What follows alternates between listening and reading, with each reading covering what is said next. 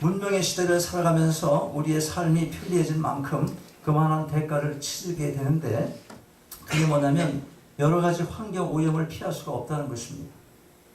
육체에 해를 끼치는 오염만 있는 것이 아니라 정신적인 오염도 있어요. 뭐겠습니까? 그게 정신적인 오염 뭐겠어요? 인간관계에서 비틀어지고 뒤틀리고 내 마음대로 되지 않는 여러 현실 앞에서 내가 힘들어하게 되는 것, 정신적인 면, 스트레스라고 그러죠. 스트레스 받잖아요. 예. 스트레스입니다. 언제 어디를 가나 스트레스가 점점 가중되는 하루하루를 우리가 살아가야 합니다. 얼마나 세상이 빠르게 변하는지 따라가기가 보통 힘든 게 아니에요. 어제 저녁 듣고 잔 그 뉴스가 아침이면 또 다르게 바뀌어져 있고 굉장히 복잡해지는, 그렇게 빠릅니다. 아무리 애써봐도 세상의 변화의 요구를 따라갈 수 없는 자신의 능력 그 한계 앞에서 우리들이 갖고 있는 이 스트레스의 무게가 보통 무거운 게 아닌 것입니다. 자, 여러분, 우리는 모두가 무거운 짐을 내려놓기 위해서 쉼이 필요한 사람들입니다. 정신적인 쉼도 필요하고 육신의 쉼도 필요하고 다 필요합니다. 그러나 무엇보다 필요한 것은 마음의 쉼인 것입니다. 환경이 아무리 좋아도, 몸이 아무리 건강해도 마음이 편하지 못하면 쉼을 얻을 수가 없어요. 마음이 편해야 합니다. 마음이. 문제가 뭐야? 문제. 세상에 그 어떤 것도 여러분의 평안이 지속적이게 할 수 있지 못하다는 것입니다. 어떤 큰 문제가 있다가 그 문제가 해결된다고 그게 얼마나 가요? 그 기쁨이. 바로 나가면 다른 문제들이 우리 앞을 가로막고 있고 스트레스를 받게 하는 일들이 수없이 일어나는 거예요. 자, 그러면 어떻게 한평생을 사는 동안 다시는 빼앗길 수 없는 이 마음의 평안, 마음의 쉼을 얻을 수가 있겠습니까? 오늘 본문 28절 보니까 예수님께서 주신다고 말씀하세요. 수고하고 무거운 짐진 자들아 다 내게로 오라. 내가 너희를 쉬게 하리라. 아마도 이 말씀 모르는 사람은 우리 중에 아무도 없을 거예요. 좋아하지 않는 사람도 아무도 없을 겁니다. 문제는 좋아한다는 것 그 한 가지 이유만으로 진정한 쉼을 얻을 수가 없다는 데 있어요. 자신에게 한번 질문해봐요. 나는 정말 주님이 주시는 쉼을 얻고 있는가? 말로는 쉬워요. 근데 솔직하게 대답해봐요. 솔직하게. 그럼 뭐예요? 입으로는 쉰다고 하면서 내가 그 쉼을 얻고 있죠. 주께서 거저주시는 쉼인데 내가 왜 그 평화를 안 받겠습니까? 그 평안한 마음이 내가 왜 얻겠습니까? 거저주시는 건데. 그것도 못 받아요, 내가? 그렇게 생각할 수 있고, 너는 그것도 못 받니? 그렇게 또 남한테 나무랄 수 있고, 권면을 할 수 있지만, 실질적으로 주님의 평안이 우리 속에 있는지에 대해서는 답이 없어요.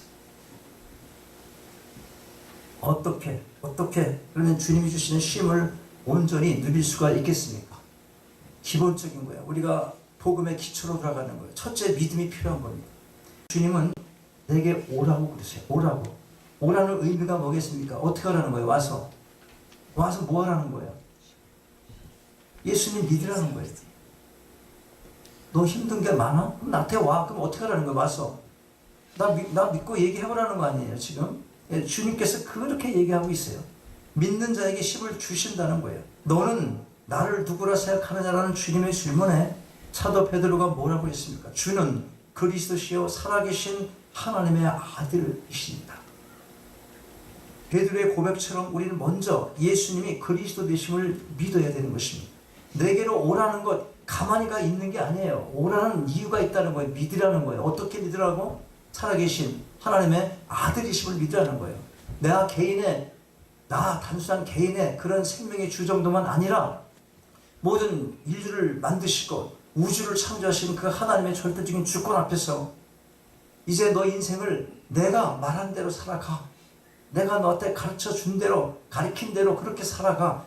그래서 그거 아멘하고 받아들이자는 겁니다. 그러면 주께서 마음의 평안을 주시고 영원한 쉼을 주시겠다고 하시는 거예요. 그래서 오라고 그러는 거예요. 그래서 돈이 필요하다고 그러는데 어떤 사람이 그럼 나한테 와봐. 그렇게 말했으면 지금 네가 그거 할 때야 그리고 야단쳐서 보내려고 오라고 그럴까? 그렇지 않잖아요. 주님은 그럴 분이 아니세요. 우리가 만약 하나님께서 마련해 놓은 참기를 찾지 못한 채로 내 자신이 스스로가 무엇을 자꾸만 해야 구원을 받을 수 있고 진정한 쉼을 얻을 수 있다고 그렇게 생각한다면 그 순간부터 우리는 정말 무거운 멍에를 매게 되는 것입니다. 그렇게 되면 비록 신앙생활을 한다고 하지만 기쁨이 없어요. 너무 힘듭니다. 왜 그래요? 한 가지 대답이, 우리에겐 그런 능력이 없기 때문에 그런 것입니다. 주님은 우리에게 이렇게 약속했어요. 모든 율법은 내가 책임질 테니까 그 대신에 너는 나를 믿기만 하면 돼. 이렇게 말하는 거예요. 너는 나를 믿어. 그러면 돼. 예수님을 진실로 믿기만 하면 우리 영혼이 자연적으로 힘을 얻게 되는 것입니다. 내가 무슨 공로를 쌓아야 되는 게 아니라 예수를 믿기만 하면 되는구나. 이렇게 생각이 바뀌면 우리 마음에 있는 짐이 내려지는 것입니다.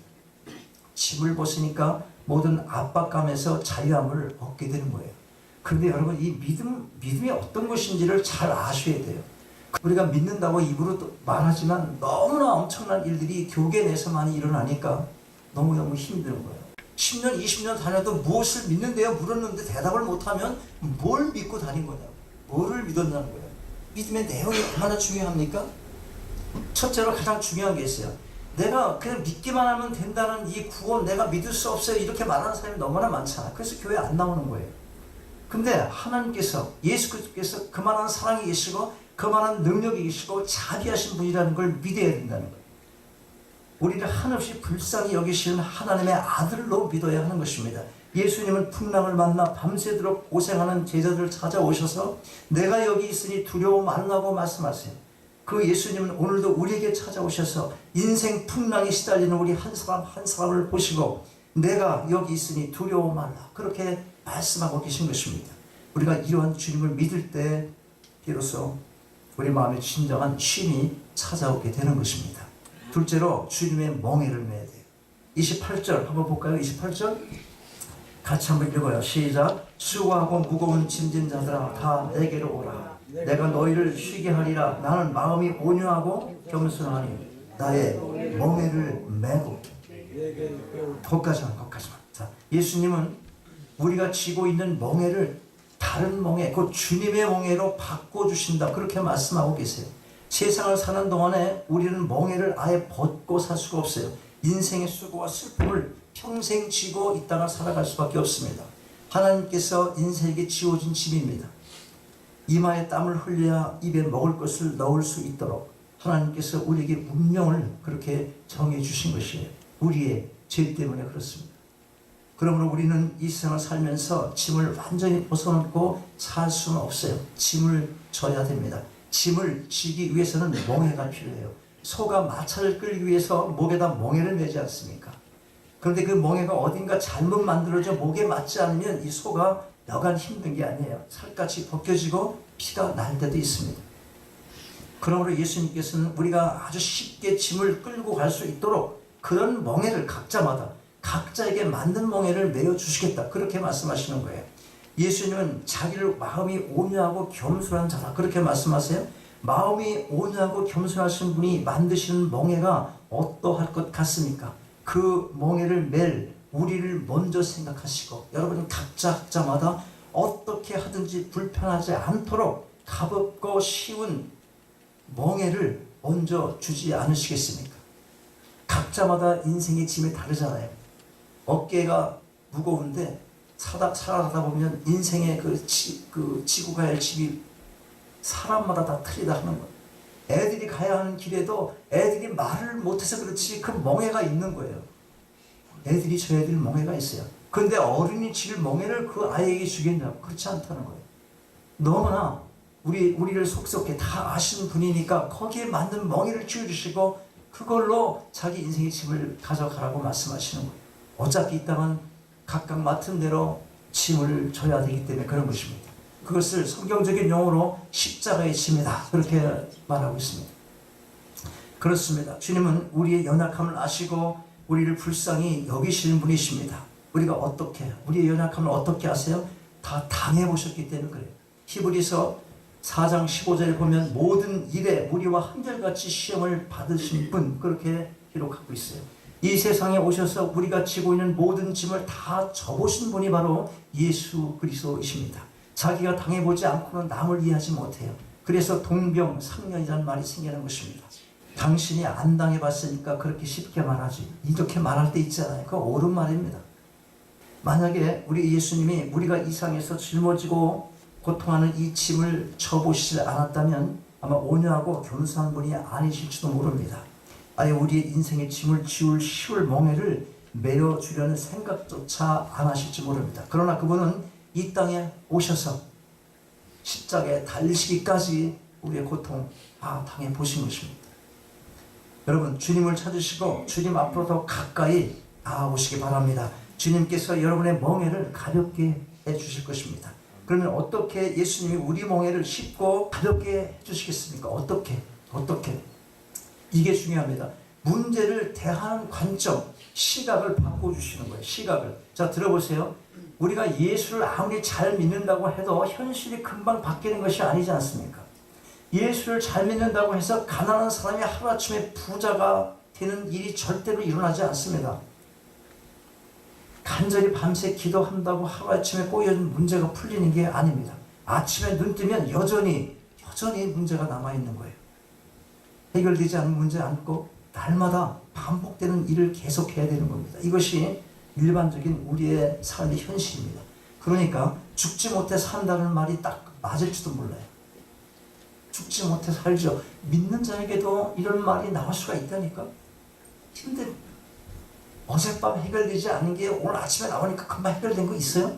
만약 그랬다면 옛날부터 고민했던 것들이 오랫동안 기도해서 해결될 수는 있겠지. 어젯밤에 새로 생긴 일이 갑자기 뭐가 바뀌어지는 일이 있나 하는 거예요.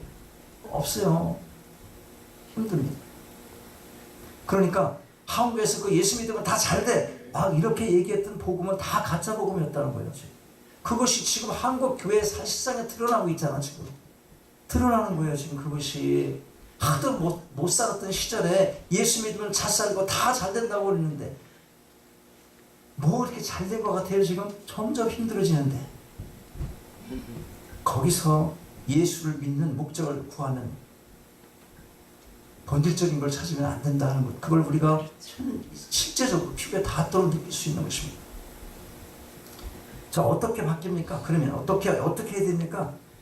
해결되지 않는 문제 안고 날마다 반복대로 계속해야 되는데, 자, 어떻게 해야 돼요? 잘 들어보세요.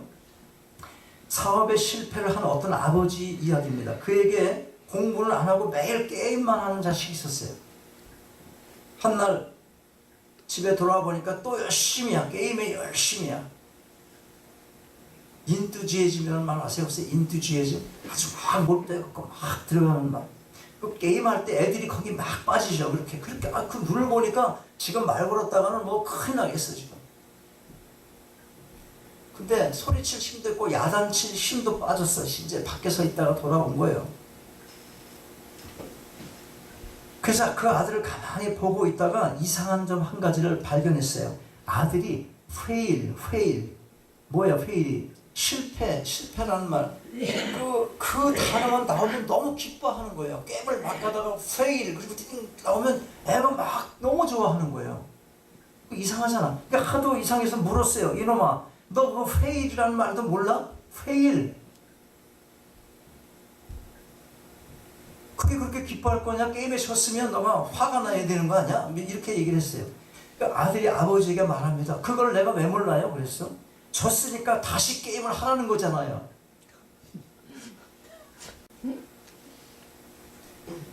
아버지가 그 순간 정신이 들었어요. 그래, 맞다. 내가 사업에 실패를 했다고 인생의 끝이 아니지. 이 자식에게, 공부 안 하고 게임만 하는 자식에게 그 말을 듣고 정신이 바짝 났어요. 이게 끝이 아니야. 그래서 이 아버지가 제기를 한 거예요. 내가 실패한 것은, 그래, 맞다. 다시 하라는 거잖아요. 그 생각했어요. 다시 시작했어요. 그래서 재기의 기회를 삼고 다시 정말 사업을 일으켰어요. 실패하셨습니까? 여러분, 내가 지식적으로 예수님을 아는 차원을 넘어 진실로 주님을 만나고 나면 우리의 인생길에 찾아오는 각가지 문제를 바라보는 눈이 바뀌어지는 거예요. 인생의 진정한 의미를 발견하게 되는 눈이 떠지는 겁니다. 죽지 못해 사는 인생이 아니라 하나님의 영광을 위해서 사는 인생임을 새롭게 발견하게 되는 것입니다. 고린도전서 10장 31절에 중요한 말씀이 있어요. 그런즉 너희가 먹든지 마시든지 무엇을 하든지 다 하나님의 영광을 위해서 하라. 매일 같이 하던 일을 반복하는 지루하고 답답한 일상의 삶이 어떻게 하나님의 영광을 위해서 하는 일이 될 수가 있겠습니까? 일이 새로워지는 게 아니고 해오던 그 일이 갑자기 재미가 나고 쉬운 일로 바꿔져서가 아니에요.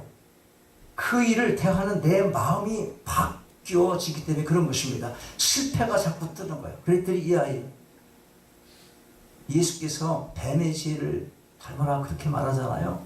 하필이면 그 사탄의 지혜를 닮으라고 그러냐고. 지금은 또 뭐야? 공부 못하는 자식의 지혜를 누가 배웠어 지금? 아버지가 배웠어요. 공부 못하는 걸 생각하라는 게 아니라고. 그 반짝이는 생각이 있어.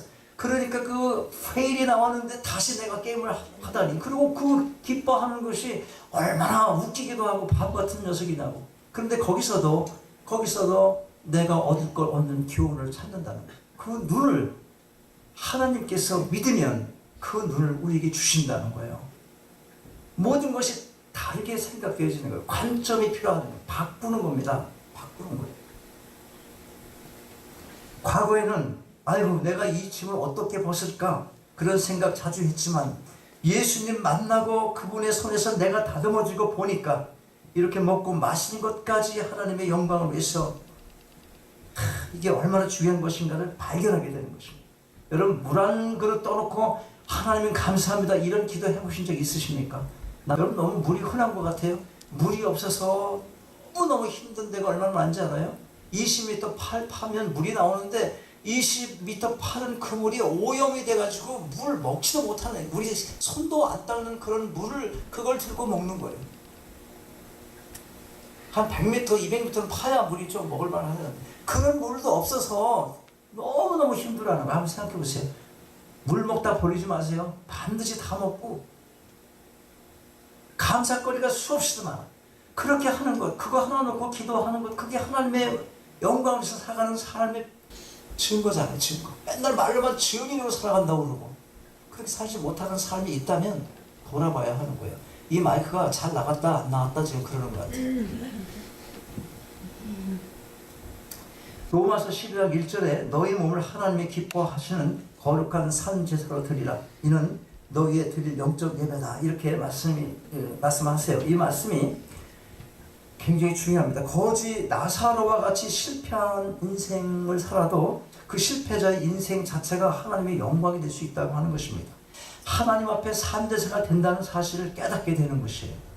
그러다 보니까 범사에 감사할 거리가 눈에 들어와요. 옛날 같으면 상상도 할 수 없는 일이지만 그 일 속에서 기뻐하는 마음이 생기고 보는 시각이 달라졌기 때문에 그런 거예요. 똑같은 문제를 놓고도 감사거리가 눈에 띄는 것입니다. 똑같은 문제를 놓고도 감사할 거리가 눈에 띄고 기쁜 마음이 생기게 되면 자연히 내 몸에는 쉽게 느껴질 수밖에 없는 거예요. 여러분들이 하루 일해서 100불밖에 안 받아. 하루 일해서 300불을 받아. 그럼 아침에 일어나는 마음이 틀려지겠지. 당연히 틀려지겠지. 그렇게 현실적인 물질의 가치로 여러분은 마음이 막 바뀌어요. 근데 그걸 초월하는 것이 내 속에서 일어날 수만 있다면, 기왕이면 그렇게 하지 않아도 늘 기쁜 이 삶을 살 수가 있다면 그쪽을 택해야지. 그쪽을. 100불 주는 직장과 300불 받는 직장이 있는데 똑같은 일을 하면서 그럴 일은 없잖아. 그래 안 그래요? 당연히 똑같은 일 하면서 어떻게 그래요? 그럼 왜 넌 300불짜리 못 가냐? 난 그 실력이 없으니까 못 가는 거잖아. 그러면 난 100불짜리밖에 안 되는 인생이야. 그럼 평생 300불짜리 인생 때문에 내 인생 망가지는 거잖아 지금. 그렇게 생각하고 살 거다 이 말이야. 아니다 이 말이야. 하나님께서 바꿔주신단 말이야 그걸. 그게 중요한 거예요. 데살로니가 5장 16절 18절 보면 범사에 감사하라 항상 기뻐하라 그런 말씀 나와요. 이 말씀은 말장난이 아닙니다. 성도들에게는 그게 가능해요. 똑같은 문제를 놓고도 전에는 너무 무거운 짐으로 생각했지만 이제는 그게 그렇게 보이지 않는 것입니다. 하나님의 영광을 위해서 주님께 드리는 제사가 되고 감사할 거리가 되고 기뻐할 거리가 된다고 생각하니까 그게 하루아침에 갑자기 가벼워지는 거예요. 이것쯤이야 얼마든지 내가 지고 갈 수 있지. 그렇게 생각이 바뀌는 것입니다. 사람이 문제를 어떻게 보느냐 하는 것 얼마나 중요한지 모릅니다. 문제를 바라보는 여러분의 시각이 바뀌게 되는 주님의 은혜가 있기를 바랍니다. 시간이 지났지만 조금 더 하겠습니다. 29절 보면 내 멍에를 메고 내게 배우라. 배우라는 것은 순종하라는 의미예요. 순종하라는 것. 요한복음 13장 15절은 내가 너희에게 행한 것 같이 너희도 행하게 하려 하여 본을 보였다. 그렇게 말씀하세요. 주님에게 가서 배우면 순종하게 됩니다. 우리가 날마다 말씀을 묵상하는 이유가 어디 있어요? 순종하기 위해서입니다. 우리가 주일마다 와서 말씀을 듣는 이유가 무엇이에요? 말씀대로 살기 위해서 듣는 거예요. 순종하며 사는 삶이 곧 찬양의 삶인 것입니다. 그러나 교회를 다니지만 아직도 주님의 주시는 마음의 힘을 누리지 못하고 힘들어하는 사람들이 적지 않습니다. 조금만 상황이 어려워지면 마음의 힘을 몽땅 다 날아가고 안 믿는 사람들과 차이가 없는 그런 반응 보이는 성도들이 우리 주위에 있습니다. 그 이유가 뭐겠어요? 순종하지 않기 때문에 그런 것입니다. 주님은 사랑하라고 하시는데 사랑하지 않고 자꾸 옆으로 빠져요. 용서하라는데 용서 안 합니다. 세상을 사랑하지 말라는데 자꾸 세상에 눈을 돌려요. 왜 마음의 탐욕을 그대로 고치지 않고 살려고 합니까? 왜 거짓말을 함부로 해요? 순종하지 않은 탓입니다. 왜 거짓말을 함부로 합니까? 주님의 명령대로 순종하기만 하면 주님이 주시는 평안이 내 마음을 지킬 수가 있는데 말씀을 순종하지 않기 때문에 그런 것입니다. 여러분, 예수 믿는 사람들이 주님이 주시는 마음의 평안을 자꾸 잃어버린 이유는 진리를 몰라서가 아니에요. 진리를 몰라서가 아니고 하나님의 말씀에 순종하지 않기 때문에 그런 것입니다. 결론입니다. 스트레스가 육체의 병을 가져오게 된다는 것은 누구나 인정합니다. 모든 병의 원인은 스트레스가 누적될 때 생기는 거예요. 그래서 사람들은 스트레스 해소를 위한 별의별 짓을 다 해요. 그러나 무엇보다도 가장 확실한 비결은 마음의 평안을 유지하는 것입니다. 그리고 그 마음의 평안을 가지고 스트레스를 다룰 수 있어야만 하는 거예요. 여러분, 이 시간 주님은 이러한 평안을 주시겠다고 우리를 부르시고 계십니다. 주님께 더 가까이 나오셔서 모든 인생의 문제를 그분께 맡기시기 바랍니다. 그리하여 주님께서 주시는 마음의 평안과 진정한 쉼을 얻으시고 하나님의 자녀된 복된 삶을 살아가는 여러분 모두가 다 되시기를 주님의 이름으로 축원합니다. 아멘.